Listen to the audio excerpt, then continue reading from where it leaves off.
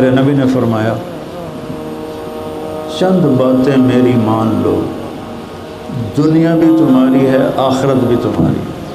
پہلی بات صدق و حدیث، ہمیشہ سچ بولنا، جھوٹ نہ بولنا۔ دوسری بات حفظ و امانت، کسی کو دھوکہ نہ دینا، دو نمبری نہ کرنا۔ تیسری چیز حسن و خلیقت، اپنے اخلاق اچھے کر۔ اگر آپ اپنی زبان پہ قابو پا لیتے ہیں یہ بہت اعلیٰ اخلاق۔ چوتھی بات فرمائی عفت فی طعمت، رزق حلال کمانا، حرام نہ کمانا۔ حرام زیادہ ہوگا، حلال تھوڑا ہوگا، امتحان ہے۔